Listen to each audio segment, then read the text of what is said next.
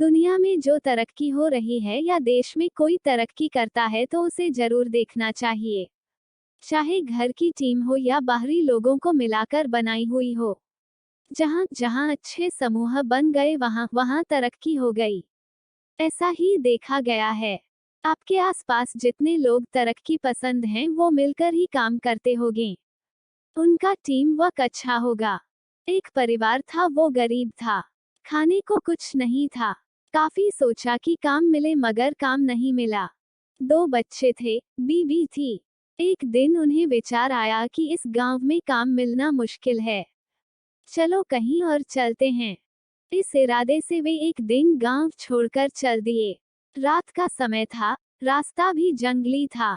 सोचा वृक्ष के नीचे रात गुजारी जाए। आदमी ने अपने एक लड़के को लकड़ी चुनने तथा दूसरे को पानी लाने के लिए भेज दिया तथा बीबी को चूल्हा बनाने के लिए कहा और उसने जगह साफ कर दी। चारों ने अपने अपने काम कर लिए।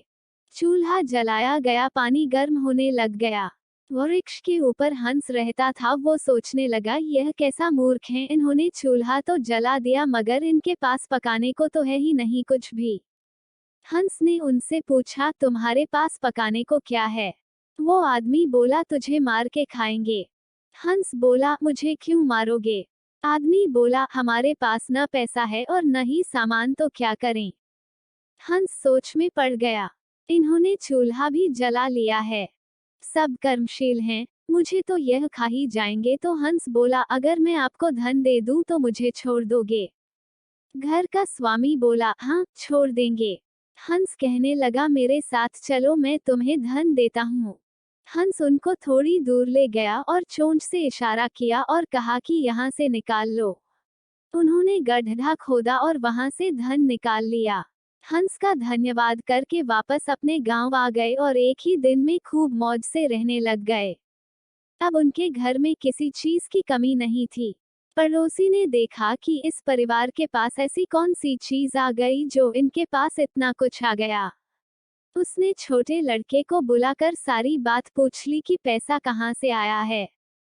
उनके भी 2 बच्चे थे। उन्होंने भी ऐसी योजना बनाई और चल दिए। उन्होंने भौसी वृक्ष के नीचे डेरा लगा लिया। आदमी ने अपने बड़े लड़के को कहा लकड़ी लाओ तथा छोटे लड़के को पानी लाने के लिए कहा, परंतु दोनों आनाकानी करने लगे। बीवी ने भी कहा कि मैं थक चुकी हूँ। जैसे जैसे पानी लकड़ी इकट्ठी हो गई और पानी गर्म होने लगा। हंस फिर आया और बोला तुम्हारे पास खाने को तो नहीं है तो फिर पानी गर्म कर रहे हो? आदमी बोला तुझे मार कर खाएंगे। हंस मुस्कुरा उठा और बोला मारने वाले तो 3 दिन पहले आए थे। तुम अपना समय खराब मत करो। घर जाओ, तुम मुझे क्या मरोगे, तुम तो आपस में ही लड़ रहे हो। जिन्होंने दूसरों को जितना होता है वे खुद नहीं लड़ते। संसार का नियम भी ऐसा ही है। जिन लोगों ने तरक्की करनी है वे मिलकर चलते हैं और आज भी संसार में उनका ही बोलबाला है। जो आपसी तालमेल में रहते हैं वे ही समाज रूपी हंस को जीत सकते हैं।